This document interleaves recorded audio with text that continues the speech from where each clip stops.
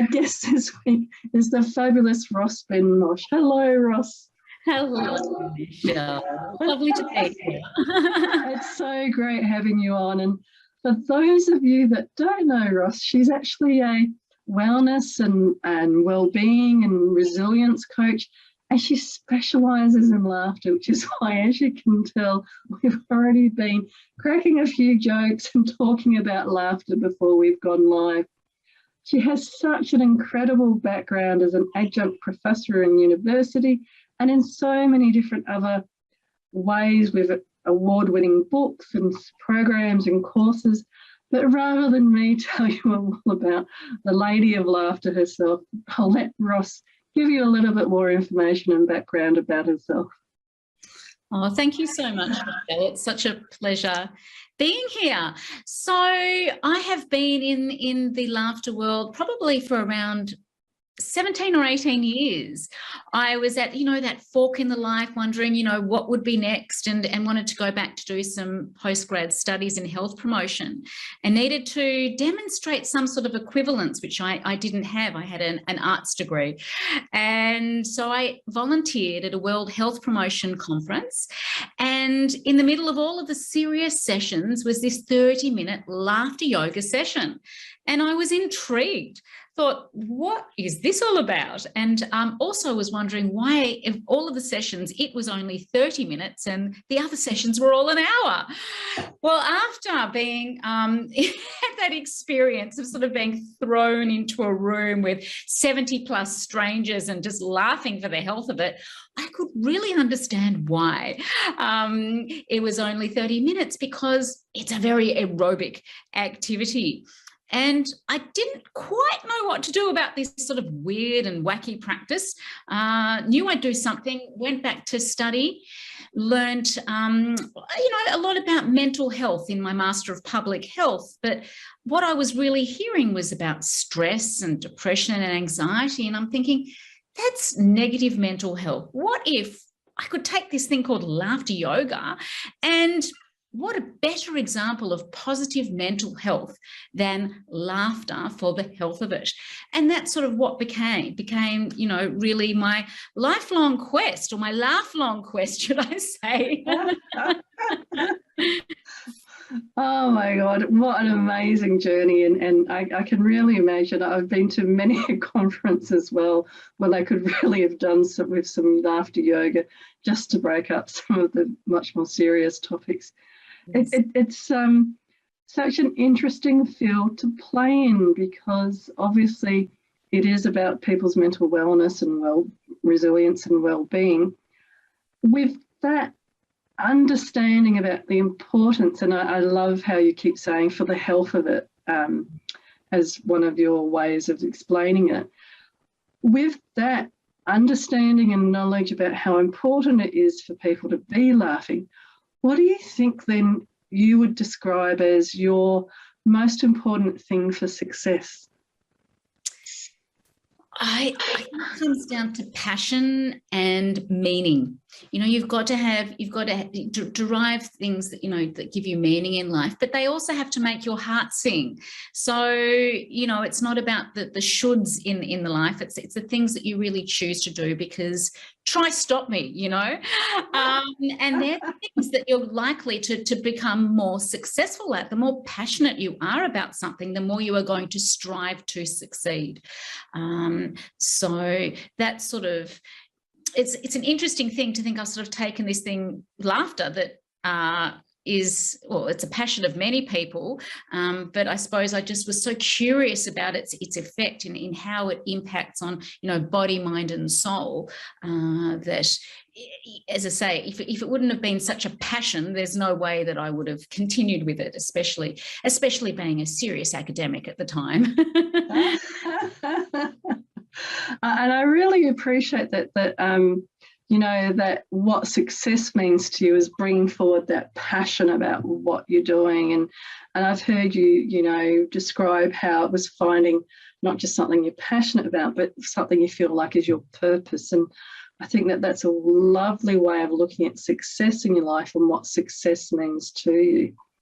It's also a great way of looking at, well, how can other people, and you keep mentioning, and it's wonderful that you keep mentioning about the body, the mind, and the energy and the spirit, all of those different areas, how can people build laughter and build their mindset for laughter in those different areas?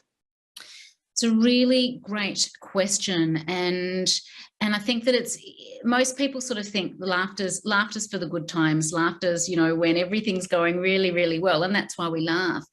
Actually, it's calling on laughter to build resilience. Obviously when things are great, but also when you are going through, you know, facing adversity or going through challenging times. It's about not leaving it to chance. It's about making it a choice. So whether that be, for example, you know, having news-free days, or getting your news from the Positive News Network, or whether it is, you know, as much as possible trying to spend time with people that buoy your spirits as opposed to bring you down. It's about turning towards the things and people that bring that sort of alive, the inner smile. Everybody's got an inner smile, and you know, that is really important in terms of, you know, being able to lead the life that you really want to be living. I think that's so true, and I when I'm working with clients, really get that sense, and I try to describe it as, think of it as being around, wanting to be around the people you want to play with. You want to have that fun and that joy and that laughter in your life, and life can be a little bit challenging or difficult at times, but surrounding yourself with, like you're saying, the people you want to have a laugh with, you bring you joy in even the darkest of times. And it's something that I sort of have personal experience in, because about 10 years ago, I had a bowel cancer diagnosis. Nothing funny about that.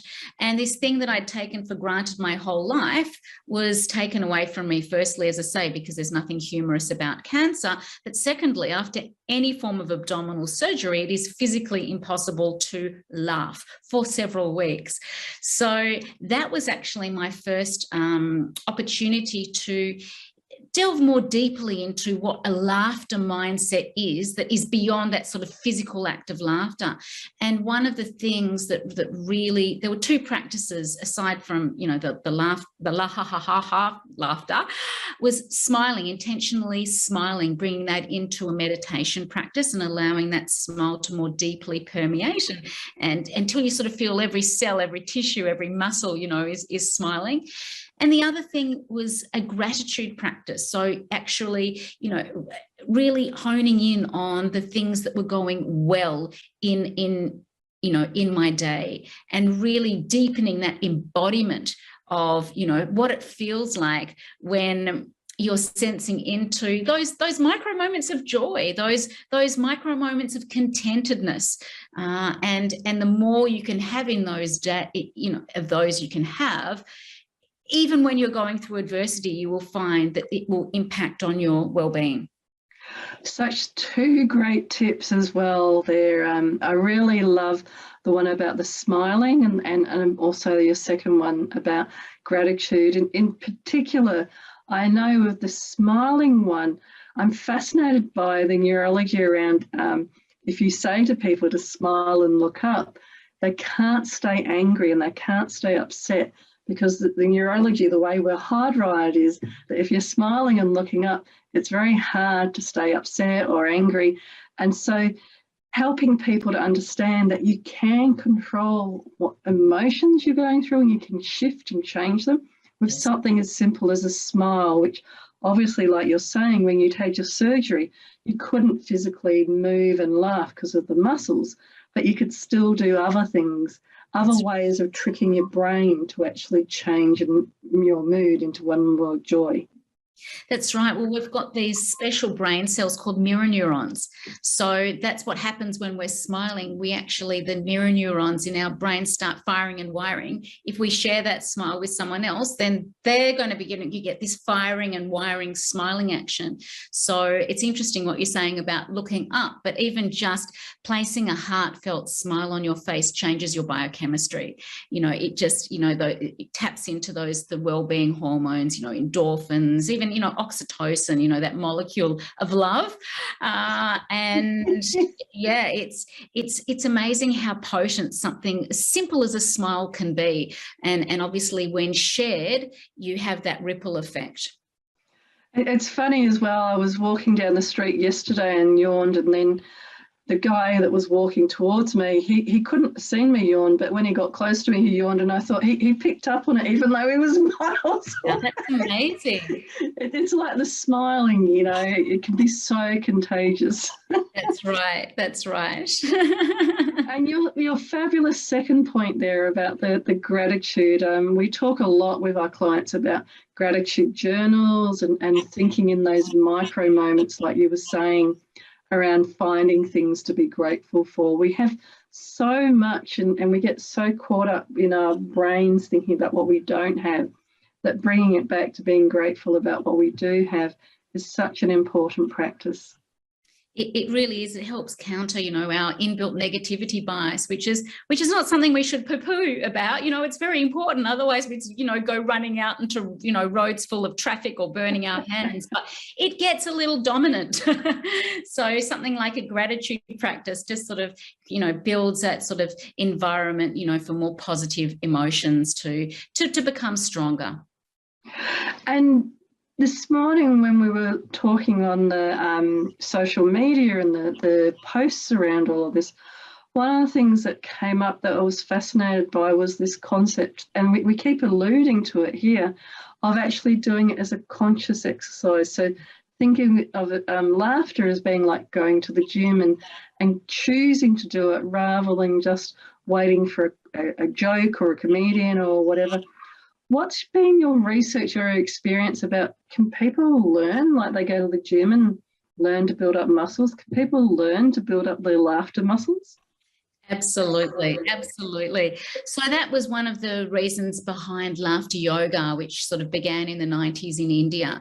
It was this idea that you can, have intentional laughter together with clapping and chanting ho, ho, ha, ha, ha, and deep breathing. And what starts off as a simulated laugh, given the contagious nature of laughter, as we were discussing earlier, it becomes real in no time at all.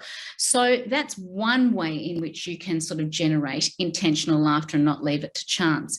Another is really just to keep it to the forefront of your mind. So say, for example, if you are a regular commuter and generally, you have red lights and they can be very frustrating, but if you can build an association, for example, between a red light and an opportunity to smile or laugh out loud, how fantastic is that? And one of the reasons why our sort of laughter tends to sort of reduce over a lifetime is we become very self-conscious. We become deconditioned. Our laughter becomes deconditioned. It's like, what will people think about me?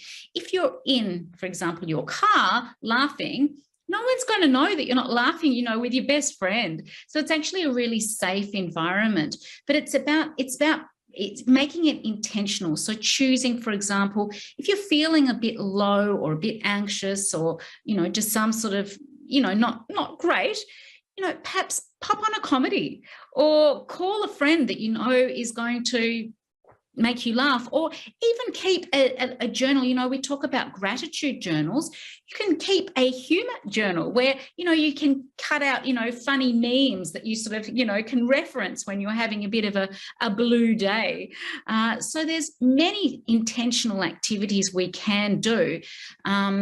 But it's about, just as I say, not leaving these to chance. It's activating them. And the more that you do this, the more you actually expanding your, I suppose, heart and mind for laughter.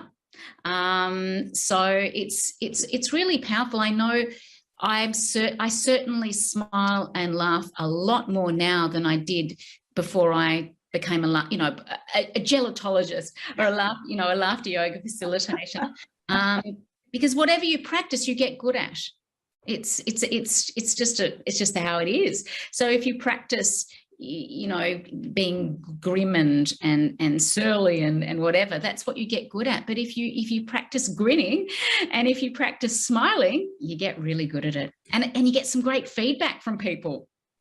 It's so true, and it's very much. I don't want to go into the law of attraction and energy and that sort of space, but even if people think about, like attracts like, so the Yes. more that you're laughing and happy and joyful, no matter what is happening outside of you, then you create an environment where you start to attract other people that are joyful and happy and full of laughter as well. And it can take practice to actually reframe. But I love your very wonderful and simple example about when you're driving down the street and you get red lights. One of the things that we use a lot of in the toolkits is simple things like that, so that people can incorporate it into their days. And it's not something extra that you have to do. It's just something that in those micro moments, you're actually reframing what's going on for you and laughing instead and building those muscles. That's right. Starting your day, actually intentionally placing a smile on your face, that's what's going to set up your day. So yes, couldn't be more simple, really. Sometimes these simple things, people think it's too simple to be true. It can't really be. But having worked with, thousands of people, it's clearly evident that it changes lives. You can transform your life through this, intentional smiling and laughter practice. And I love the other distinction that you made earlier on about how for yourself, part of that journey was taking away from that mental unwellness and things, very important things to deal with that, and looking at it in terms of mental wellness. A lot of programs that we facilitate are around that mental wellness in the workplace space, because people aren't necessarily at a point where they're having an issue or problem. But this is, like going to the gym, things that you can do so that it doesn't get to that point. And these tips are really important for teams, for leaders, for everybody, to encourage everyone around them to practice and keep building as part of those organisational cultures as well. Absolutely. Bicep curls for positive neuroplasticity. I can imagine all of those people that are a bit zoomed out or teamed out now being invited to a meeting that had that title, my bicep curls for neuroplasticity. Positive neuroplasticity. Positive neuroplasticity. They wouldn't know what was going to happen and if there was going to be an exam about it at the end. So you touched as well earlier on having device-free days, and our experience has been that kind of practice as well, helping people to kind of detach from the umbilical cord they have to their computers, to their phones, to all of these technology. What other things do you support people with or teach them about to help them to actually step back and reclaim their energy and their power away from technology devices? It's a very good question, and it's a very fraught one, isn't it? Because having spent most of my time, tapping away on computers, it's like sometimes I think, oh, maybe I'm not really the best person to ask. But it's really, for me, it's for me personally, it's coming back to the breath. It's adding like a smile to that breath, smile breathing. It's just having time where you're connecting to even your pet. It's amazing how just going back to it's not being, it's like playtime, you're referring to play. It's how you can embed moments of play in your day, how you can embed moments of joy. Now that might be on technology if you're in it's a personal joke, or as I say, some funny meme, but there are so many other ways in which we can get our daily dose. And I think that it's important also to realize that sometimes we don't have to turn outside of ourselves. It can reside within us. Like we can even learn to laugh at ourselves, our own foibles. And again, it can be looking, I'm sort of looking out onto, the beautiful, green trees. It can even just be smiling at, in awe of nature. It doesn't have to be anything so formulaic. It can just be again, having this conscious idea that you are going to be trying to embedding this sort of joy in whatever you do. And generally speaking, joy would be manifest the most easy way is through smiling or laughing, or just recounting all of the things that make you smile on the inside.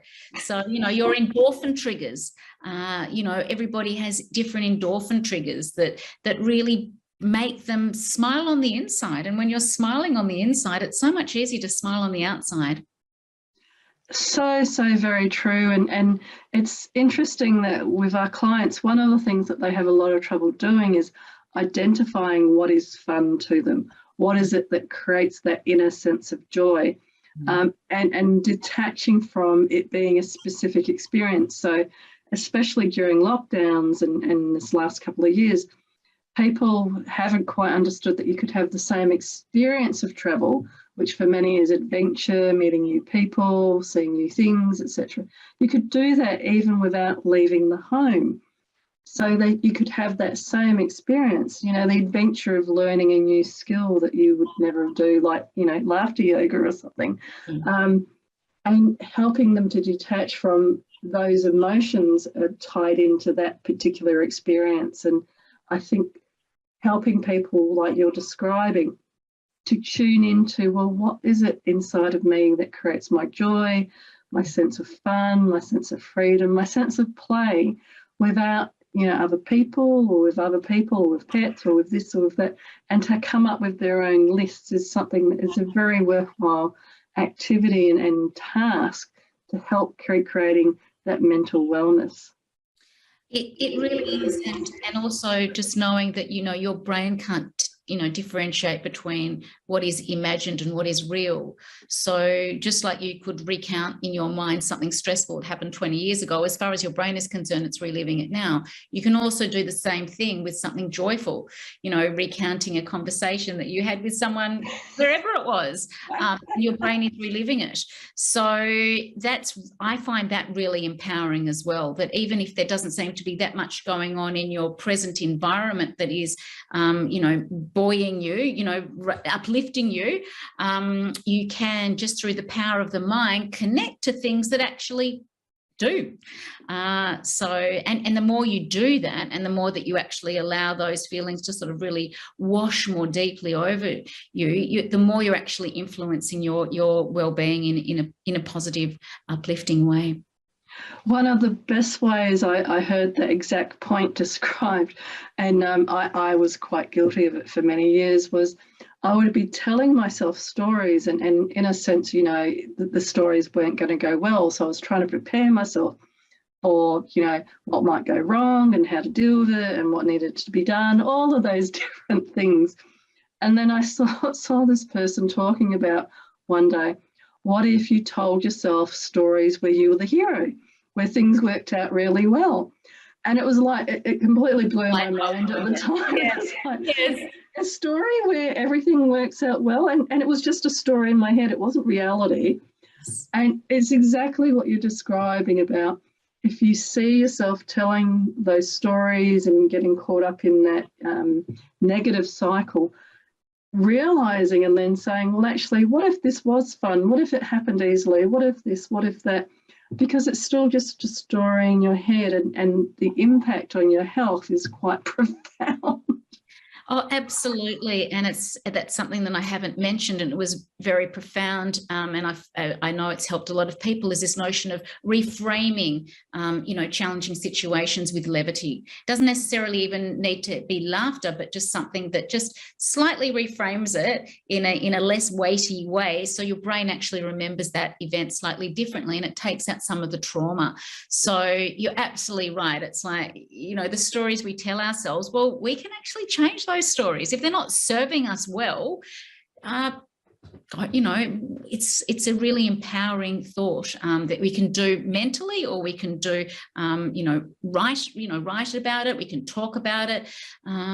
So, who knows what the truth is? Let's have some fun with it. And I know a lot of people watching, maybe looking as part of this great resignation, looking for another role. And if they're getting, letters or emails saying, you're not right for this role, we're not going to take it forward. It's a great example where you could either go down the what's wrong with me and what have I not got and this and that, or you can go down the path of, well, that role wasn't for me and there's something better out there. And if you talk to salespeople, they talk about this, you'll get 40 no's and 1 yes, or 50 no's and 1 yes. And it's just really helping the brain to focus on that 1 yes and to lessen the impact of those 40 no's. That's right. That's the negativity bias playing out. Mm. It is. So if people were wanting to get hold of you and to have a chat some more about what is laughter yoga and laughter workshops, what's the best way that they might be able to contact you? Well, there's a few ways. One is, firstly, I've got a short course for professionals, which is Laughter, Resilience and Wellbeing. So that's going to be offered online at La Trobe University. So, you can enroll for that for next year, start the year on a high, or through, LinkedIn or wherever. If you search Ros Ben-Moshe, you'll find me, and I'd love to hear. I'd love to continue the conversation. So yeah.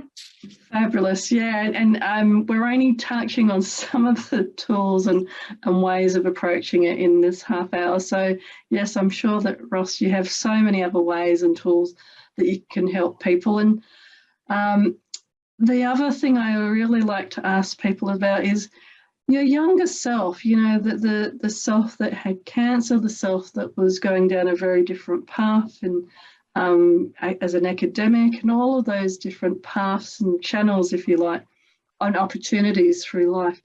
If there was guidance or advice that you would go back and say to yourself now, what would that be? It's a really great question. Trust in life's journey and enjoy it as much as you can. Know that nothing is permanent, and that everything that you go through, the sum of all of your past experiences makes you who you are, and that is such a gift. That is so true. Life itself is such a gift, and I've been reminded again recently about, especially of what we're talking about today, that focusing on the positive or focusing on the negative, and how much it doesn't actually matter at the end, because when you die, you die. Yes.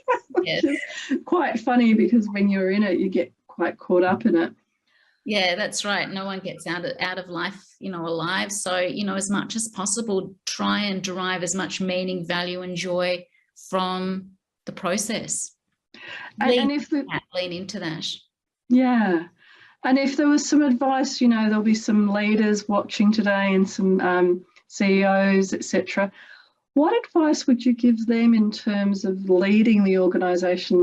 We were joking before about having a Zoom meeting, but how can they implement some of what we're talking about into their organisations? Well, it's about integrating laughter. So laughter stems from intentional practices or humour-based practices. So it could be as simple as creating a bit of a humour habit in the workplace, making sure that it's obviously sensitive. So, including some humour, or tell me something funny that happened in your week. Everybody, takes different turns at saying that. It can be offering, many workplaces offer mindfulness programs. Well, offering smiling mindfulness. That's something that it's such a beautiful practice. Offering, intentional laughter through laughter yoga.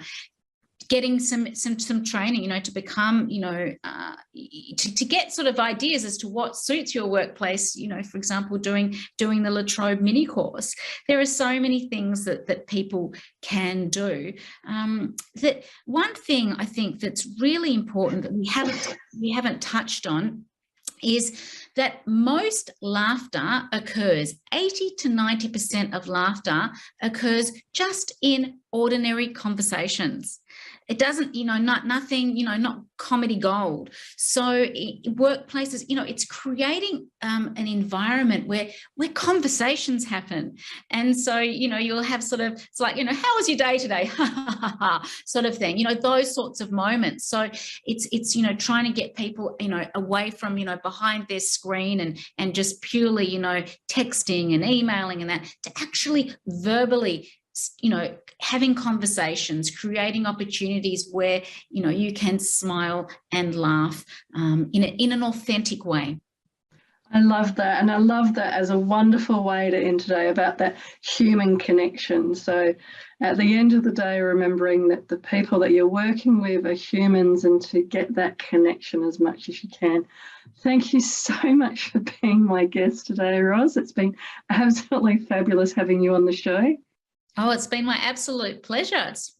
I admire what you're doing. It's fabulous. Thank you.